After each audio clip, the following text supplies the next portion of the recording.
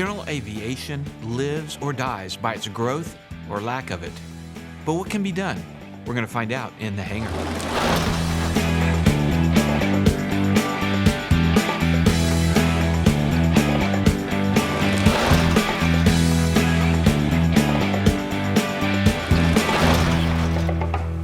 Hello and welcome to In the Hangar. I'm Dan Milliken. And I'm Christy Wong. Today's episode is brought to you by our awesome sponsors, Colton Mortgage and... Flying Eyes. That's right. They make you look cool. Distinguished. Distinguished. I look distinguished now. All right. Well, today we've got some awesome information with an awesome guest. We're talking about bringing more pilots into the pilot pool. Into the pilot family. And joining us today is Elizabeth Tennyson from AOPA.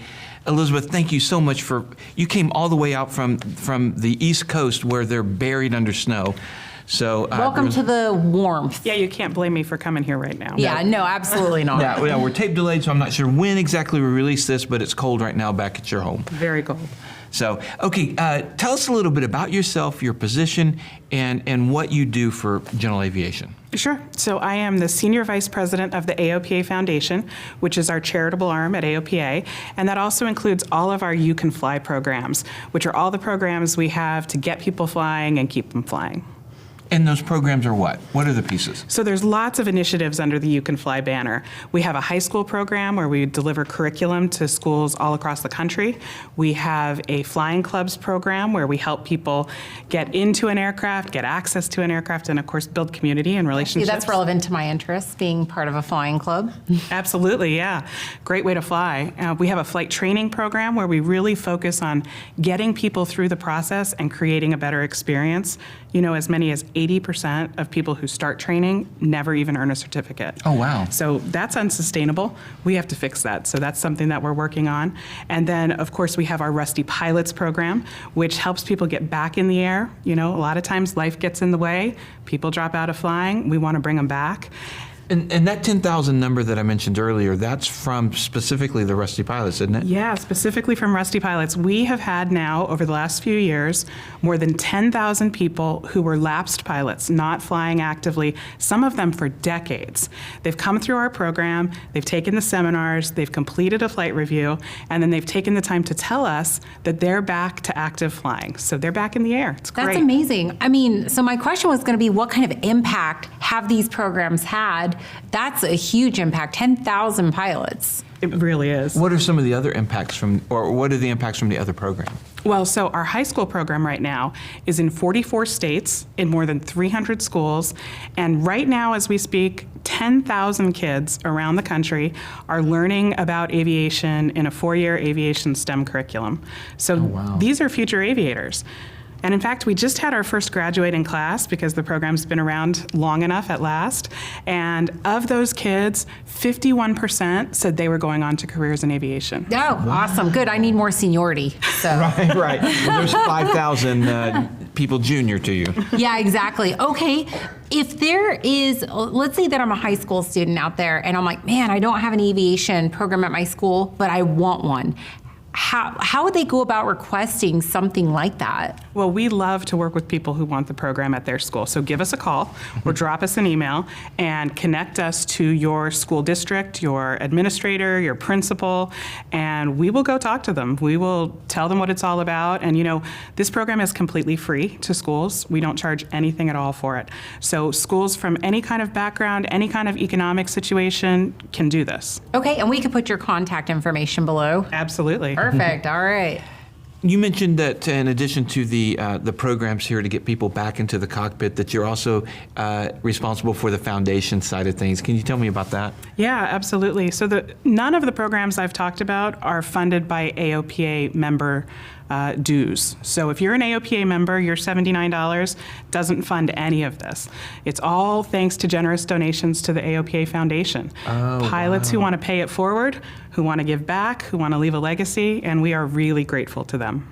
Wow, that is, I'm guessing, I don't know if you can give numbers or not, but how much how much do you get to be able to fund these programs? Well, our donors are very, very generous. And to give you an idea, one particular organization, the Ray Foundation, has given us $1 million a year for scholarships. Oh, my goodness. And we're giving those to kids and to teachers so that they can amplify the benefit in their classroom. So $10,000 scholarships, learn to fly. Wow. Holy cow, that's amazing. All right, so how can aviators get involved in helping? Like, obviously, I can't donate $1 million, but what if I just wanted to help out with the foundation? Well, there's a lot of things you can do. So first of all, let me say that those small gifts that we get are incredibly important. We have thousands of donors who give small gifts, and we are so grateful for them because that really is the backbone of getting involved. But there are also things you can do exactly what you were talking about. Let us know if there's a school in your area or if you're involved in a school that you'd like to have come into the program, and we'd love to talk to you about that and help you get it done. That's amazing. So what does the future look like? What kind of stuff do you have in the works? Oh, a lot of things in the works. Really, it's about growing these areas that we already have in place, because 10,000 kids is great, but what if we had 20,000 or 25,000, right? Kids, and right now the program's in 44 states. Let's get it in every state in the country. We would love to see these aviators, future aviators, get going, and this is the way to do it when they're young. That. She's like me. She's like, more pilots. Let me at them, Well, I mean, we either grow or we die. No, that's absolutely correct. And Yeah. I mean that as an aviation community. Yeah, I don't know. I mean, as far as these programs and stuff, and you talked about the future, is there anything specifically that you can talk about, any new initiatives that are coming up? So we're expanding, growing different elements of the initiatives. So Okay. for example, one of the things we're doing is a Rusty Pilots program we call Back to Your Roots, and it's specially for airline pilots who maybe have gotten away from GA flying and would like to come back. There are things you forget. So this is for airline pilots that are currently airline pilots, they didn't leave the airlines. If they left the airlines, that's fine, but a lot of people, they get away from GA. They started there. I know what she's talking about. I actually encountered this quite a bit with the flying club. Actually, we get these 20,000-hour airline pilots that, they started with GA, they love GA, but they got into airline flying, and that's where they stayed. They didn't really have the means or the time or the ability to stick with the Pistons, but now 20,000 hours later and however many years, they want to get back into GA because, that's where the fun is, honestly.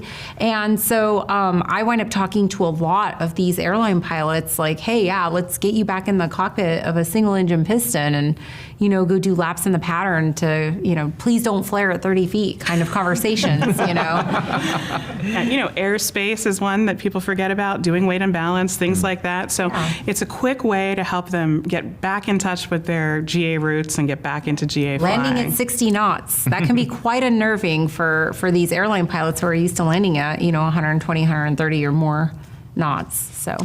All right, you've mentioned several times that if people want to help you with the programs or if they want to work on getting their local school involved and all that kind of stuff, that they could reach out.